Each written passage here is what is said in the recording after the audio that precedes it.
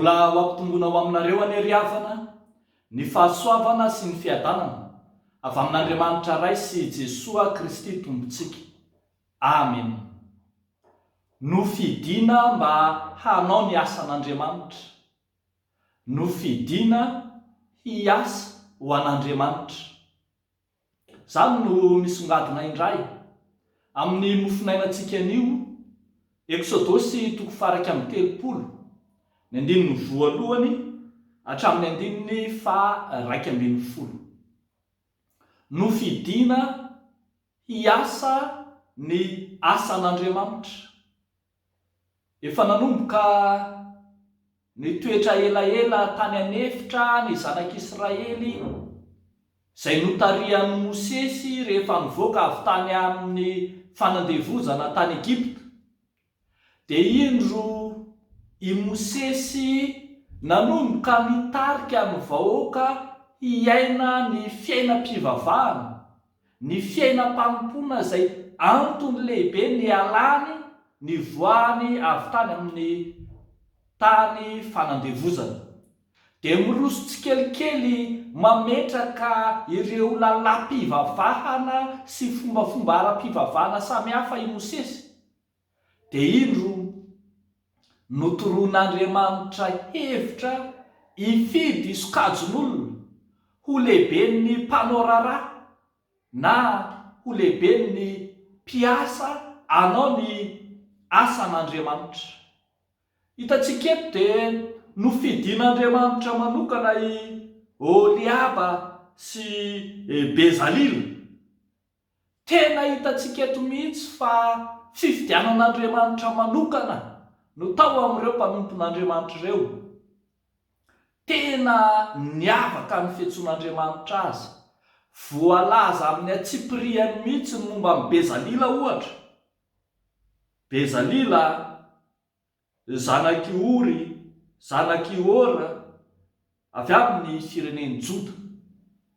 Fa ambara fa io Bezalila io dia Andriamanitra no momba azy ka ny fanahan'Andriamanitra no tao aminy ka nanana ny fahendrena sy ny faranita-tsaina sy ny fahalalana hanao tao zavatra. Ary tahaka izany koa i Oliaba.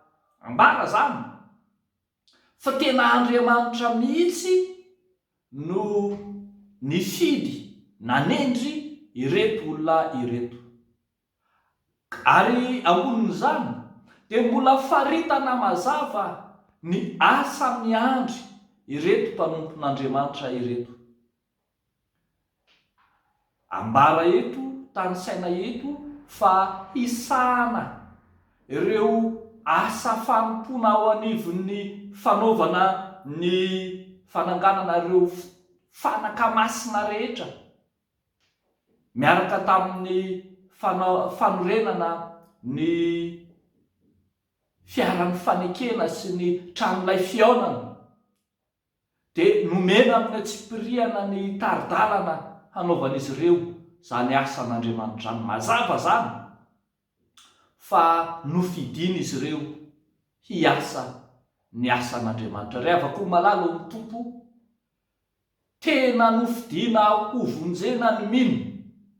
Fa ambaran'ny soratra masina matetika koa fa nofidiana ihany koa ny mino ho fitaovam-piasana eo anatrehan'ny tompo, hanao ho vaindohan-draharaha, hanao lahara-pahamehana ny fanaovana ny asa fanomponan'Andriamanitra.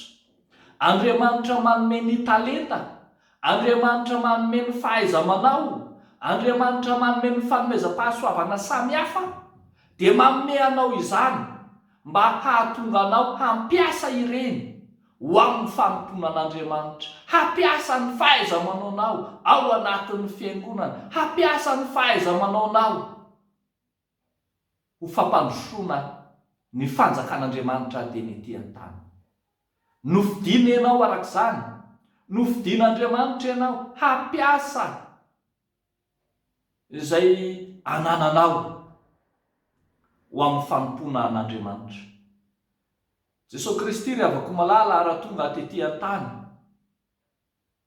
dia haitsika tsara fa nanolotra izay nananany nanolotra ny fiainany manontolo ho amin'ny fanompona an'Andriamanitra, ho amin'ny asan'Andriamanitra.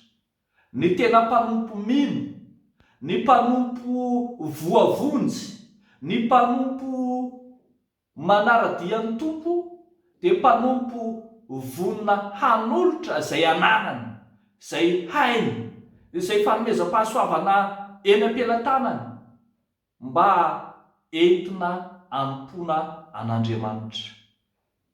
Sanatria aminao no nomen'Andriamanitra fahaizana na fahalalana na fanomezam-pahasoavana na talenta samihafa, kanefa entina ampifilafilana ny fiangonana, na sanatrian'izany entina izay tsy hanompona ny fiangonana akory aza.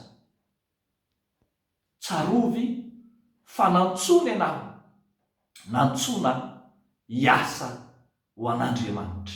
Mahery zany, ento ny fahaiza-manaonao hanompoana ny fiangonana, fa tsy hahafaty antokanao zany, tsy hahafaty antokanao zany, ary tsy hahasakana ny marshe marobe mbola ho azonao, fa zay azonao anompona an'Andriamanitra aloha dia ento tahaka nataon'ireto mpanompon'Andriamanitra reto, efa nofidiana mihitsy mba hiasa ny asan'Andriamanitra. Dia n'Andriamanitra irerian'ny voninahitra ao amintsika kosa ny fiasana tsara eo am-pelantanan'ny tompo, hivavaka isika. Misaotra sy mideranao izay tompo Andriamanitra tsy toro. Misaotra anao izay fa Andriamanitra miasa ianao ka iza moa mahasakana. Niasa ianao ary miasa ary mbola hiasa amakivaky ny fiainanay, anehoanao ny asanao lehibe sy ny herinao.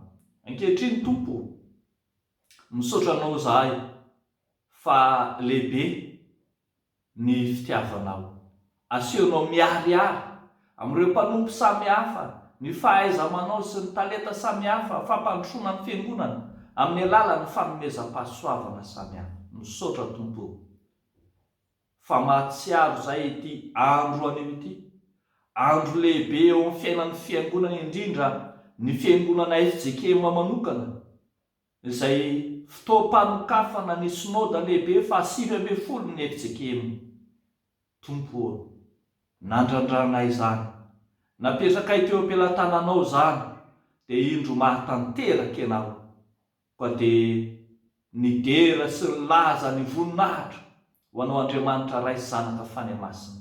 Ary apetraka aminao ny fotoam-pivoriana rehetra, ny fandaminana rehetra, ny fahatanterahana rehetra. Anome voninahitra anao Andriamanitra, ilay tompony hery sy ny fahefana, ilay Andriamanitra tompony asa ary tompony fiangonana rahateo. Dia amin'ny anaranao Jesosy nanaovanay izany mivavaka izany. Amen.